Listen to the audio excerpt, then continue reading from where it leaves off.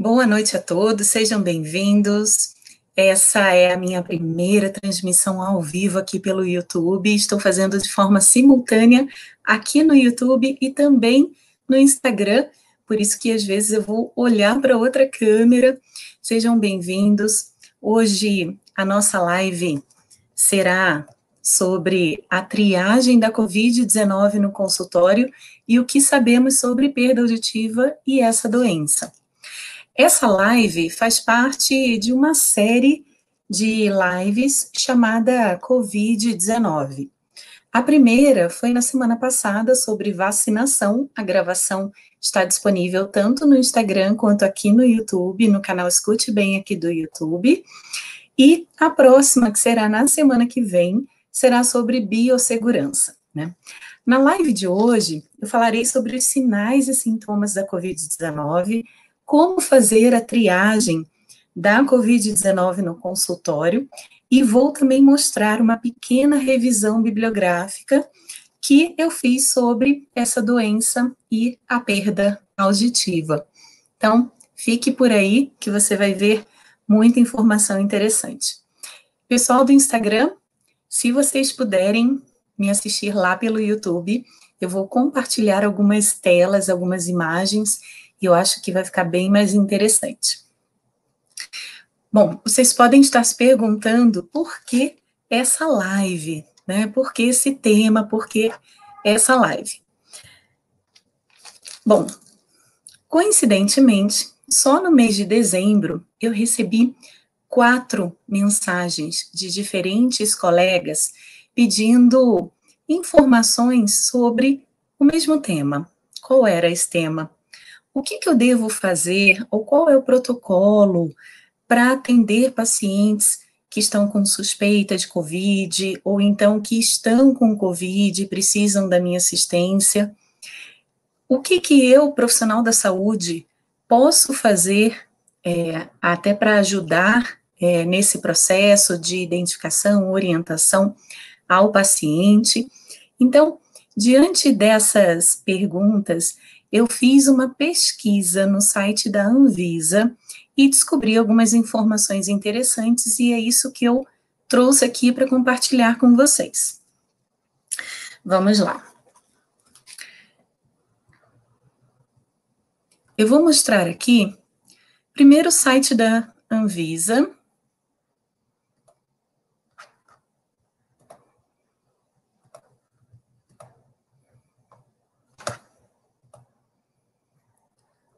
Pronto, aqui a gente consegue ver. Nesse site, nós temos várias informações interessantes sobre a Covid-19. Então, aqui eu estou no site da Anvisa e eu estou na parte de regulamentos. Aqui nós temos informações sobre alimentos, cosméticos, enfim. E aqui, mais para o finalzinho, nós temos serviços de saúde. Então, o que eu trouxe aqui para mostrar para vocês? Essas 2 notas técnicas que estão aqui no site da Anvisa. A primeira é uma nota técnica de abril de 2020, que é essa nota técnica 04/2020. Ela consta aí orientações para serviços de saúde, medidas de prevenção e controle que devem ser adotadas durante a assistência aos casos suspeitos ou confirmados de infecção pelo novo coronavírus. E também a nota técnica de julho de 2020, que é 07/2020, com orientações para prevenção da transmissão de Covid-19 dentro dos serviços de saúde. Então, aqui a gente consegue ver que nós temos aí informações dedicadas e direcionadas aos locais de atuação do profissional de saúde, né? Então, agora eu vou mostrar aqui para vocês algumas informações importantes que estão nessas notas. Na verdade, eu destaquei aqui uma delas, porque a outra é um complemento, mas que são importantes aqui para a nossa live, o nosso estudo. Então, eu vou abrir a primeira nota técnica aqui.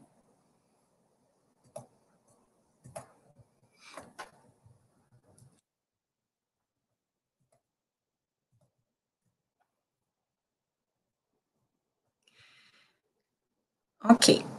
Bom, o que fala essa nota técnica aqui, que é a 04/2020, que foi a primeira que eu li para vocês sobre orientações para serviços de saúde. Essa nota foi atualizada dia 27 de outubro do ano passado, foi a última atualização dela, e vamos ver o que diz que é importante aqui para nós profissionais da saúde. Bom, primeira coisa que aparece aqui, que eu acho importante destacar, são os objetivos dessa nota. Então, o que diz aqui? As medidas de prevenção e controle de infecção devem ser implementadas pelos profissionais que atuam nos serviços de saúde, para evitar ou reduzir ao máximo a transmissão de micro-organismos durante qualquer assistência à saúde realizada. Nessa nota técnica serão abordadas orientações para os serviços de saúde quanto às medidas de prevenção e controle que devem ser adotadas durante a assistência aos casos suspeitos ou confirmados. A outra nota técnica, que é um complemento dessa, também aborda casos que não estão suspeitos, que não são suspeitos ou que não estão confirmados, tá? Bom, claro que eu não vou ler tudo que está aqui, mas eu sugiro que vocês leiam o documento, inclusive eu vou deixar o link de todos os documentos que eu estou mostrando aqui para vocês, inclusive da revisão bibliográfica, aqui no YouTube, aqui na descrição do vídeo. O que mais diz essa nota técnica que eu achei interessante destacar? Que o quadro clínico inicial mais comum dessa doença é caracterizado como uma síndrome gripal, na qual o paciente pode apresentar febre ou sintomas respiratórios. Entretanto, outras manifestações também podem ocorrer, principalmente relacionadas a sintomas gastrointestinais e a perda do paladar e do olfato. Bom, por que é importante a gente saber isso, né?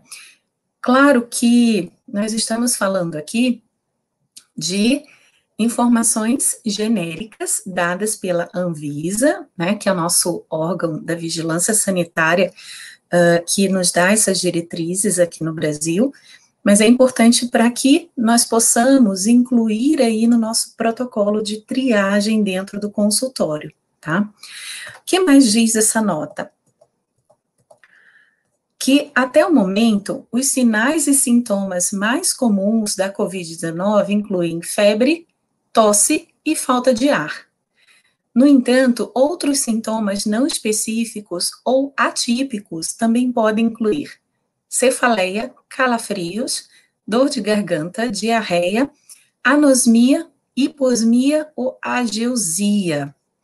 Então, diante desses sinais, desses sintomas, que também podem incluir mialgia, cansaço ou fadiga, nós já temos aí algumas dicas do que nós podemos observar nos nossos pacientes e, claro, em nós mesmos, nos nossos familiares, né?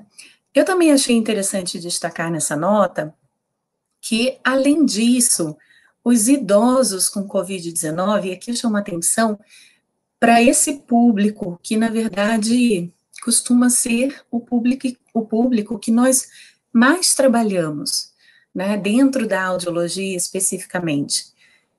Esse público pode apresentar um quadro diferente de sinais e sintomas do apresentado pelas populações mais jovens, como, por exemplo, não apresentar febre.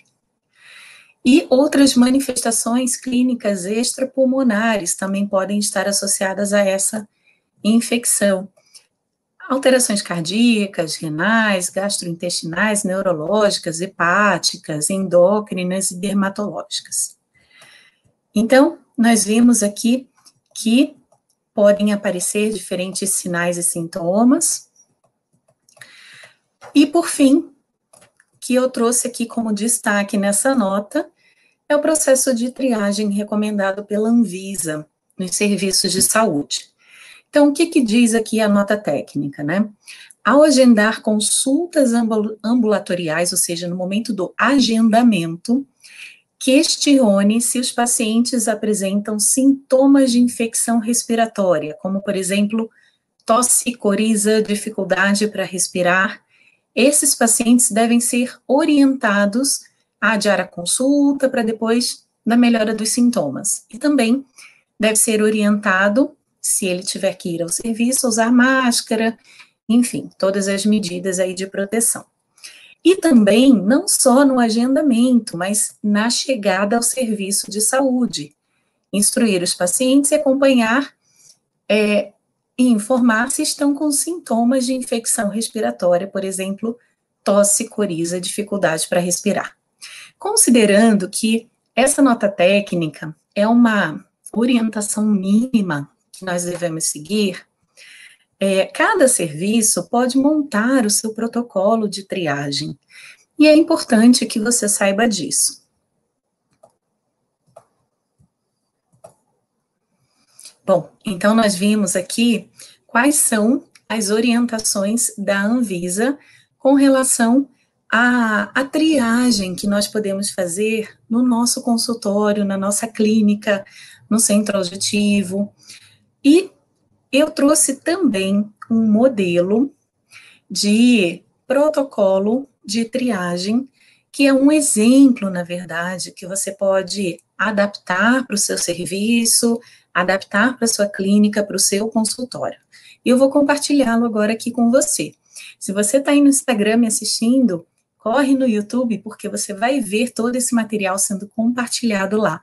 Canal Escute Bem no YouTube.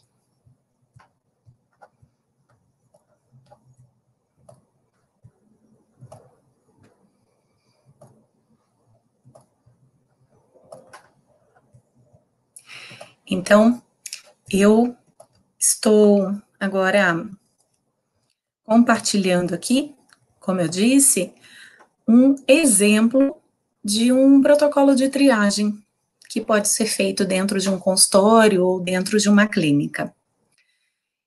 Esse aqui é só um exemplo baseado aí nessas orientações mínimas que a nota técnica da Anvisa nos oferece, né? Então, como é que funciona esse fluxo aqui, que é apenas um exemplo, né, de como nós aplicamos na prática as orientações da Anvisa. O cliente, o paciente, quando entra em contato conosco, vamos colocar aqui um exemplo, contato por telefone para um agendamento, nós podemos fazer uma triagem dos sintomas de infecção respiratória. Então, perguntas como se eu tem sentido dificuldade para respirar, tem tido febre, tosse, coriza. Pronto, é uma triagem fácil, rápida, para justamente nós possamos aí orientar o paciente quanto aos próximos passos, né? E também, outra pergunta que eu incluí aqui nesse exemplo de protocolo de triagem é se o paciente teve contato com alguém infectado. A gente sabe que esse é um fator de risco, então é importante a gente perguntar também. Caso o paciente apresente sintomas ou tenha tido contato com alguém infectado, nós devemos orientá-lo quanto às medidas aí de distanciamento, as medidas de proteção. E também devemos orientá-lo a buscar ajuda médica caso haja uma piora nesses sintomas. E, se for possível, nós podemos oferecer um atendimento à distância usando a telefonoaudiologia com esse paciente. Também, claro, a gente pode oferecer algum atendimento presencial, se for realmente necessário, com todas as medidas de biossegurança, todos os cuidados que nós veremos na semana que vem, na nossa próxima live. Caso o paciente não apresente sintomas não tenha tido contato com pessoas infectadas, qual seria o processo aqui, né? O processo seria prosseguir com o agendamento, e se esse agendamento for feito lá para frente, no momento da confirmação da consulta, a gente pode fazer uma nova triagem, fazendo exatamente as mesmas perguntas para o paciente. Bom, caso a consulta seja para 2, 3 dias depois, uma semana depois, quando o paciente chega no consultório, também podemos fazer a mesma triagem com ele, tá? Então, veja que, baseado naquela nota técnica da Anvisa, a gente pode criar o nosso protocolo de formas diferentes, né? Tudo vai depender da tua necessidade, do teu público, enfim, né, do teu protocolo de atendimento e do serviço que você oferece também, tá? Então, o objetivo aqui foi fazer esse overview do que a Anvisa recomenda e também oferecer a vocês alguns insights, algumas ideias sobre esse protocolo de triagem. Tudo bem? Legal. Agora, vamos falar um pouquinho sobre o que nós sabemos sobre a perda auditiva e a Covid-19. Bom, vocês sabem que existem aí várias pesquisas sobre o assunto, nada ainda conclusivo, né? Eu gostaria já de adiantar isso. Embora o ritmo das pesquisas, né, tenha sido aí extremamente rápido sobre o coronavírus, ainda há muito que nós não sabemos sobre os efeitos a longo prazo da doença, uma doença nova, uma doença recente, né? E também, por outro lado, a prioridade tem sido a questão epidemiológica, de testagem, de vacinação. Então, é importante que a gente entenda a fase em que essas pesquisas estão, né? Existem muitos estudos de caso também sendo relatados aí na literatura, ou seja, existe uma limitação de amostra. Isso tudo faz com que essas pesquisas sobre o assunto não sejam ainda conclusivas, né? Então, o que nós sabemos hoje sobre a relação entre a Covid-19 e distúrbios do sistema auditivo e vestibular, né? Bom, primeiro, a hipótese, né, que vírus como sarampo, cachumba, meningite, podem causar uma perda auditiva, né? E o coronavírus? Então, existe essa dúvida, existe um fundamento para essa dúvida, né? E é atrás dessa resposta que estão muitos pesquisadores aí, tá? Então, eu trouxe alguns artigos aqui para compartilhar com vocês sobre essas evidências e essa relação aí entre a Covid-19 e a perda auditiva. Eu queria só citar que essas evidências encontradas, elas são de baixa qualidade, pelo que eu já comentei aqui, são estudos de caso, com uma amostra muito pequena, os critérios são muito diversos, né? Quando a gente faz uma revisão bibliográfica, a gente vê que os critérios de inclusão são diferentes entre os estudos, então não dá para a gente tirar uma conclusão. Enfim, eu procurei na base de dados do PubMed alguns artigos falando sobre a perda auditiva e a Covid-19. Deixa eu mostrar aqui para vocês.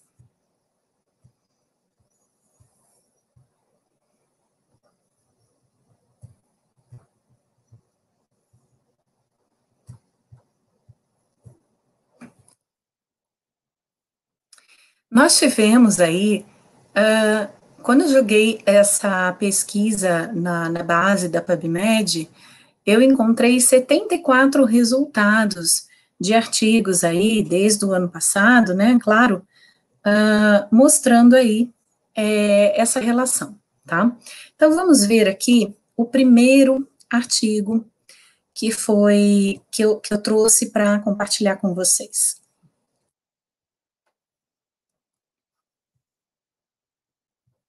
Vamos lá. O que nós sabemos sobre perda auditiva e Covid-19? Primeiro, né, que estudos de caso, especialmente no início da pandemia, aqueles estudos que foram feitos no início do ano passado, meados do ano passado, podem ter alguns critérios falhos na identificação da relação dos sinais e sintomas, tanto os auditivos quanto os vestibulares, tá? Esse estudo, que foi publicado em dezembro do ano passado, né, ele é super recente, o autor acredita que a implementação de critérios, que, conforme ele sugere aqui no artigo, impediria a construção de uma prevalência alta tendenciosa de perda auditiva em pacientes com Covid-19 e também o estabelecimento de uma falsa associação entre perda auditiva e doença da Covid. Então, vamos ver quais são os critérios que esse autor sugere que os próximos estudos utilizem.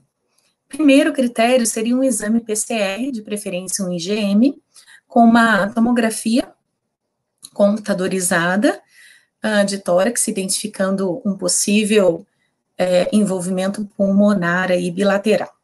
Segundo critério seria a concordância temporal entre a infecção e o início da perda auditiva.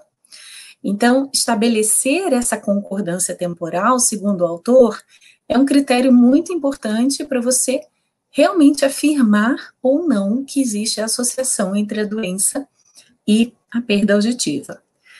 Então, ele sugere que se houver essa concordância temporal, é provável que ocorra perda auditiva no pico da infecção, com sinais fortes de febre alta e mal-estar. E, portanto, o início da perda auditiva deve acontecer dentre 3 ou 4 semanas após o início da doença da Covid-19.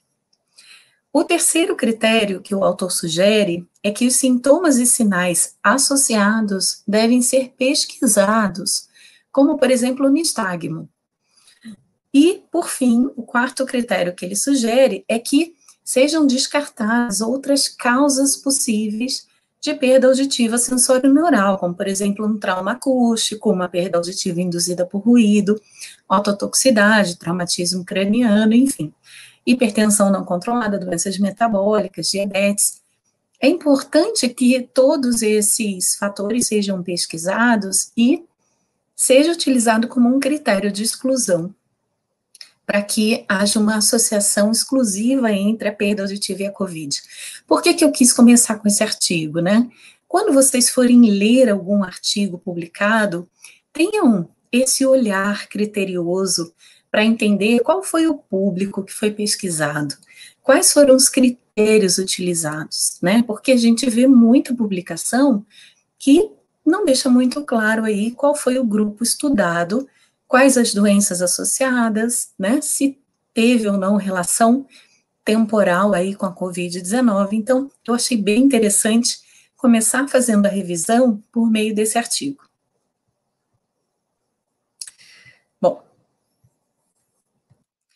o próximo artigo também achei bem interessante e ele fala sobre a relação que pode haver entre a Covid-19 e uma perda sensório-neural súbita.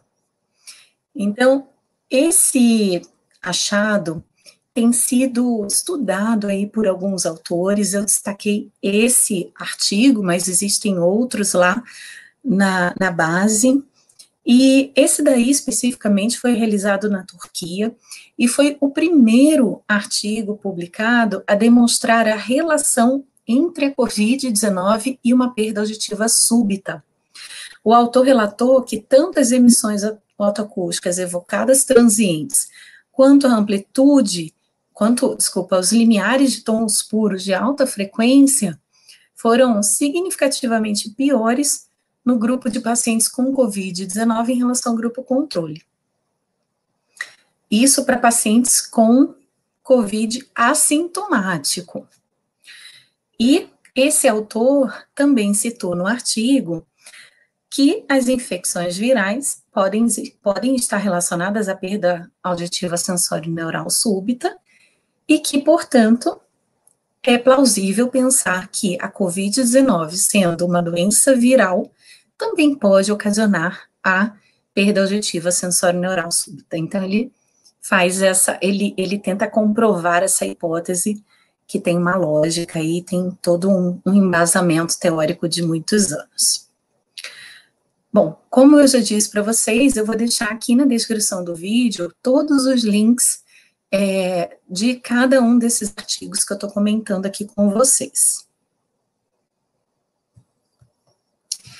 Bom, o que nós sabemos, o que mais nós sabemos aí sobre a relação entre a Covid-19 e perda auditiva, né? Nós já falamos aí dos critérios, que nem sempre são critérios bem definidos, dos estudos de caso especialmente, falamos da relação entre a Covid-19 e a perda auditiva sensório-neural súbita, e nós sabemos também que há evidências, e aí eu trouxe esse artigo aqui para mostrar para vocês, de que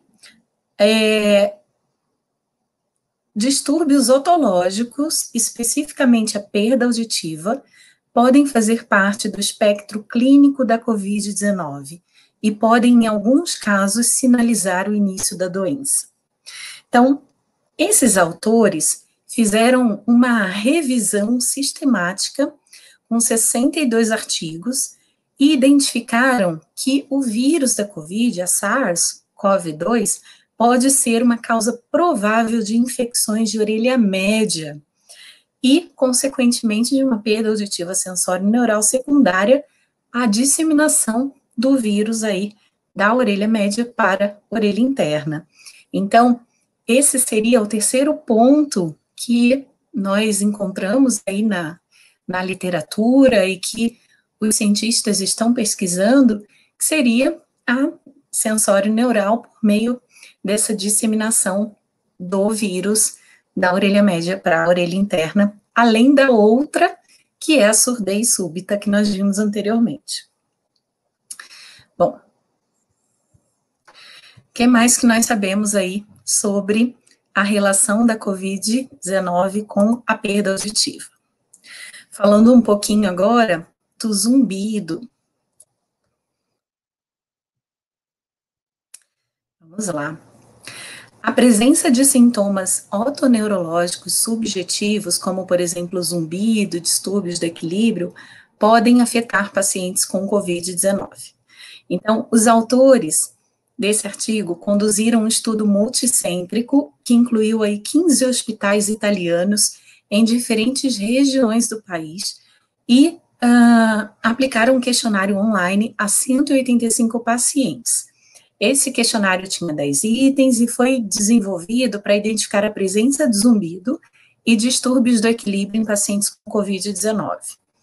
E com base nos resultados preliminares, pôde-se hipotetizar que sintomas otoneurológicos subjetivos, como zumbido e distúrbios do equilíbrio, podem estar presentes em pacientes com Covid-19. Mas eles também sugerem que mais estudos em amostras maiores também sejam feitas. Isso no intuito de investigar os mecanismos fisiopatológicos envolvidos aí, que estão por trás da presença desses sintomas aí na infecção pelo novo coronavírus. Eles também sugerem que novas pesquisas sejam feitas ao longo do tempo, né, para avaliar aí uma possível transformação numa condição crônica. Então, também achei interessante trazer essas informações aqui para vocês.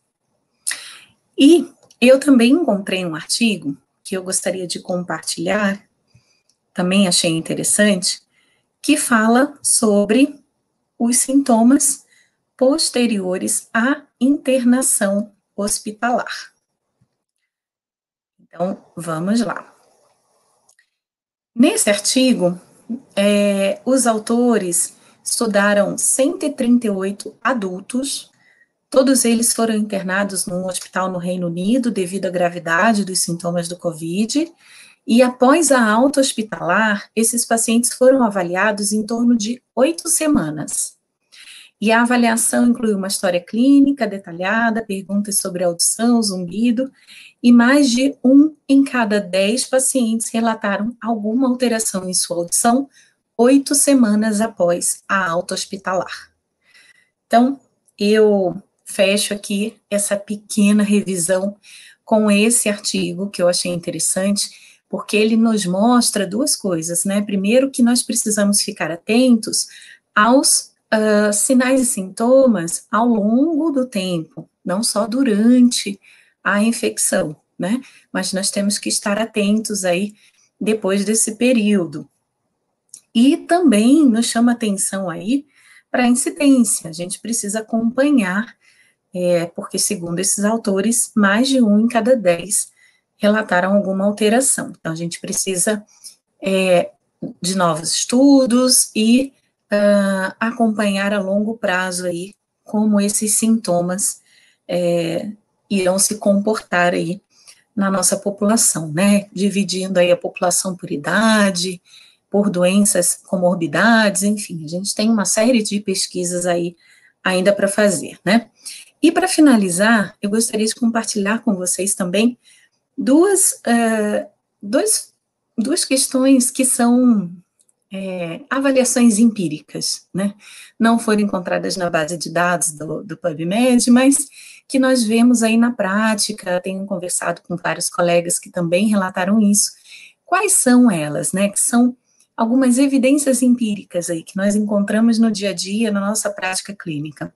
A primeira é que o estresse desse momento que nós estamos vivendo, de toda essa ansiedade que envolve a pandemia, ela tem potencializado o sofrimento de pacientes com zumbido, né? Então, essa é uma questão que a gente tem visto aí aumentar nos consultórios, tanto de fonoaudiologia quanto de otorrinolaringologia, né? Vários colegas têm comentado isso. E a segunda questão é com relação ao uso das máscaras, né? O uso das máscaras faciais tem prejudicado a comunicação de pessoas com perda auditiva, né? Mas também de pessoas que acham que não tem perda auditiva. E onde eu quero chegar com isso, né? Várias pessoas têm descoberto que tem uma perda auditiva leve, ou até mesmo uma dificuldade no processamento auditivo central, por conta da dificuldade em entender os outros falando com máscara facial. Então, são dois achados aí que nós também temos visto bastante no nosso dia a dia, né? E que, com certeza, nós precisamos ficar atentos aí para ver o desdobramento disso ao longo do tempo, porque com certeza isso deve mudar o cenário que nós temos hoje na clínica audiológica. Bom, pessoal, então era isso que eu queria compartilhar com vocês. Muito obrigada aí pela presença, participação. Se vocês tiverem alguma dúvida, quiserem deixar aqui por escrito, eu respondo todas elas. Para você que está aí no Instagram, se quiser fazer alguma pergunta também, pode me fazer aqui pelo Instagram, ou então pode entrar no canal do YouTube, no Escute Bem, deixa sua pergunta lá que eu respondo. E na semana que vem nós teremos aí mais uma live sobre biossegurança, que faz parte dessa série de lives sobre Covid-19. Então, muito obrigada mais uma vez pela presença, participação de vocês.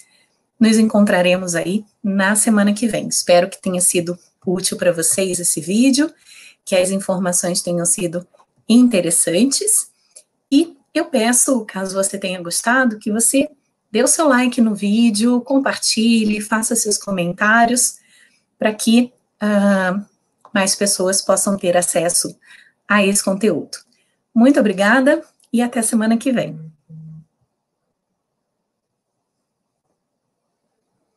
Pessoal do Instagram, obrigada.